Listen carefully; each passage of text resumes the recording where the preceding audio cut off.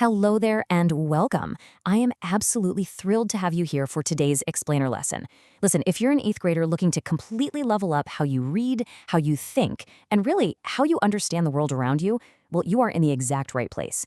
Today, we're going to dive into a totally crucial academic skill, and that is making powerful text-to-text connections. By the time we wrap up here, you won't just be looking at isolated words on a page anymore. Nope, you're going to be building this massive, interconnected web of knowledge in your mind. Okay, let's just dive right into this. So I want you to think for a second. Have you ever been reading a book or, maybe even watching a movie and you suddenly get this super strong sense of reading déjà vu? You kind of stop and think to yourself, wait a minute, I know this character. It's the reluctant hero who suddenly discovers they have hidden powers. Well, that feeling, it isn't a coincidence at all. It's actually your brain recognizing hidden patterns. And today we're going to talk about exactly why that happens, and more importantly, how you can train your brain to do it on purpose so you can become an absolute master reader. Here's our quick roadmap for today. We'll start with building your knowledge web, then how to connect texts, look at real examples in action, move to your turn to connect, and finish up with the godly learner's mindset. Section 1. Building your knowledge web. Let's start connecting those dots. Right, so before we can start connecting the dots, we kind of need to understand what the dots actually are. A text-to-text connection is simply linking what you're reading right now to something you've read before. And here's the real secret to this. It can be across literally any genre, any subject, or any form. When you make these connections, you aren't just memorizing boring, isolated facts. Instead, you're building a web of knowledge. It completely strengthens your ability to compare, contrast, and synthesize all sorts of information. You'll start seeing recurring ideas pop up everywhere, things like friendship, justice, or courage. And you actually get to see the different ways authors treat those exact same concepts. Trust me, it makes reading 100 times more exciting. And this brilliantly illustrates how we should approach learning itself. Isaiah 28:10 says, "Precept upon precept, line upon line. Here a little, there a little."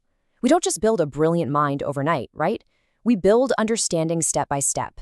Every single time you connect a new book to an old book, or maybe a science article to a history lesson, you are laying line upon line. You are actively stacking biblical truth and academic knowledge together to form a really strong, unshakable mind. Section 2, how to connect texts. Let's talk about spotting similarities. Now that we know what this is, let's grab the specific tools you need to make these connections happen. The very first tool in your toolbox is spotting patterns, and you have to actively hunt for them.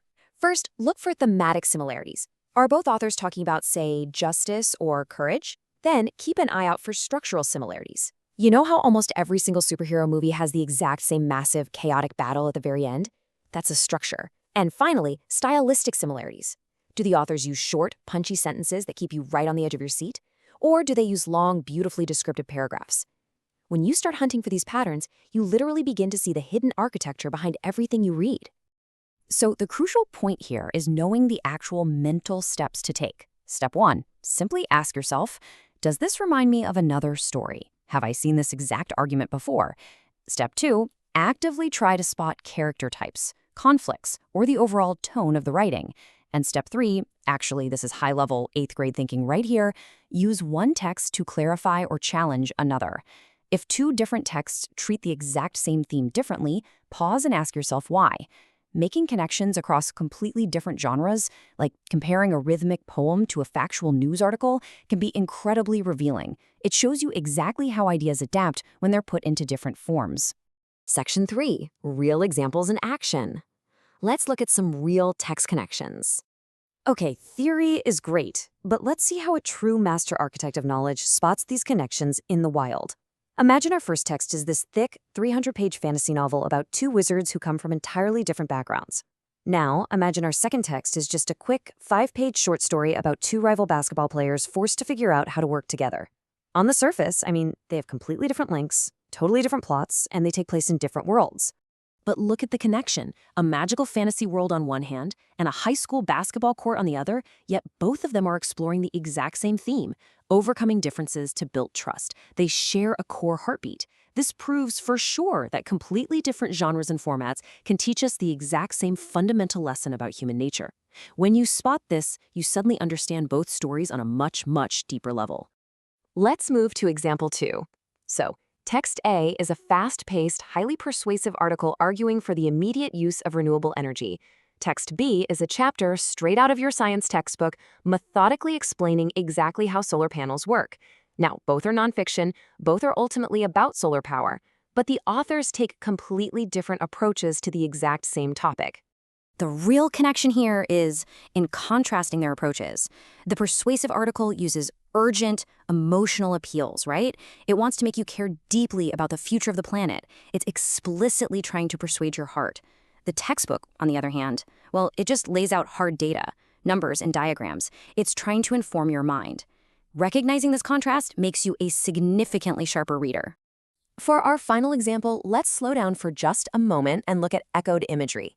Text A is a creative fiction poem that very gracefully compares life to a flowing river. Text B is a nonfiction memoir, a true story about a real person's life where they thoughtfully describe their personal life changes as new streams forming. So, what's the connection? Both authors use water imagery to symbolize change, even though one is total fiction and the other is a true story. Think about it. Water moves, it shapes the earth, it literally never stays exactly the same, just like life. Recognizing these shared symbols helps you decode the deeper meaning so much faster, no matter what type of book you happen to be holding in your hands. Section 4. Your turn to connect. Time to practice what we've learned. I've shown you how it's done, and now here is your mission to become an active, brilliant investigator with your own reading. Number 1. Find one theme shared by two completely different texts you've read recently. Number 2. Compare how each text presents that specific theme. Number 3. Identify a symbol or an image used in both and explain what it really means. Number 4. Pair a fiction text with a nonfiction text on a similar topic and note one major difference. And finally, number 5. Write down one big, bold question you would ask both authors if they were standing right in front of you. This is exactly how you take ownership of your learning. Section 5. The Godly Learner's Mindset. Let's talk about the real purpose behind our reading. Why are we building this massive house of knowledge in the first place? Why does it even matter that you become a brilliant reader? Well, this brings us to the core philosophy here at HeroesMart Academy. Intelligence plus biblical morality equals wise, God-honoring choices. We purposefully intertwine biblical morality with your education, because frankly, education without morality can actually hurt. Just being smart simply isn't enough on its own.